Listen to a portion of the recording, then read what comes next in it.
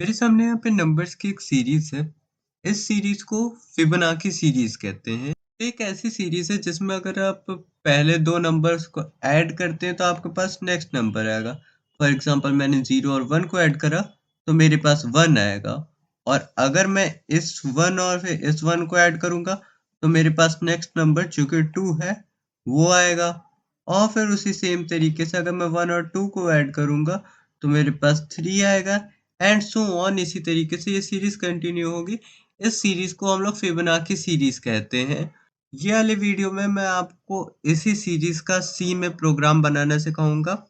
ये video requested bye Gopal Sharma है। तो चलिए शुरू करते हैं। मैं आलोक कुमार आप सभी को आलोकित करके आज बताऊंगा कि आप लोग सी में एक फिबोनाची सीरीज का प्रोग्राम कैसे बना सकते हैं। तो चलिए शुरू करते हैं।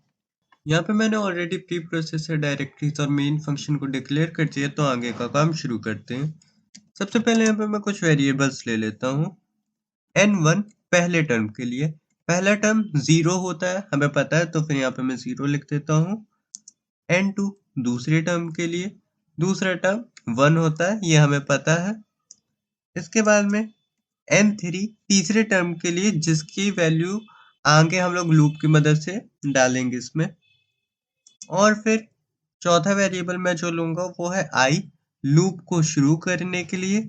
और पांचवा वेरिएबल मैं ले लेता हूँ टर्म, कि कितने नंबर ऑफ टर्म्स है उसके लिए।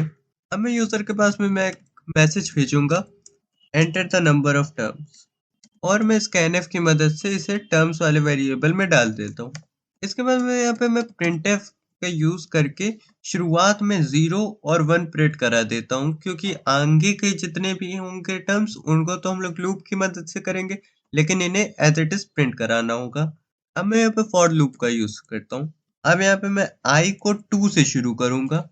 i को मैं 2 से इसलिए शुरू कर रहा हूँ क्योंकि हम लोगों ने 0 और 1 तो पहले ही प्रिंट करा दिया है। अब हमारे पास वो अगले टर्म जो कि 0 सॉरी अब जो अगले टर्म से शुरू होगा जो कि 2 है, तो इसलिए हम लोग 2 से i की शुरुआत कर रहे हैं।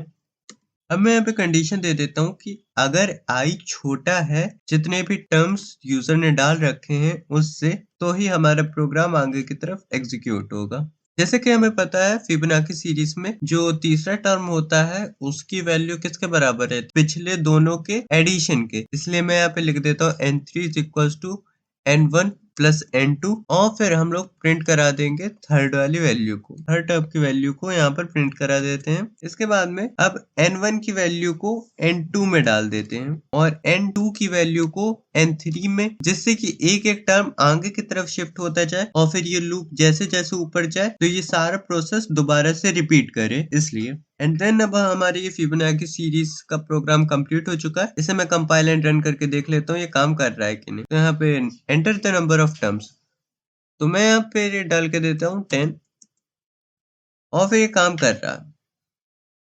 आप लोग देख रहे होंगे काफी पास पास आ रहा है, तो फिर मैं यहाँ पे गैप लगा देता हूँ ताकि ये थोड़ा दूरी पर है।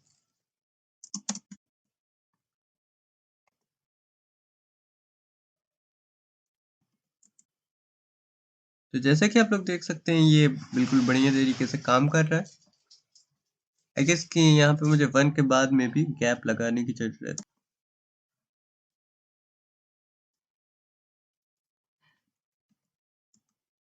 एंड यस, ये हमारे फिबोनाची सीरीज का प्रोग्राम बढ़िया तरीके से काम कर रहा है। तो ये हमारा प्रोग्राम कंप्लीट हो चुका है। अगर आपको किसी और प्रोग्राम के बारे में जानना हो कि कैसे उसे बनाना है या फिर किसी और भी सब्जेक्ट में डाउट हो तो आप लोग कमेंट में पूछ सकते हैं। तब तक के लिए चैनल को कर दीजिए सब्सक्राइब और मिलते हैं अपनी नेक्स्ट वीडियो में। Till then signing out.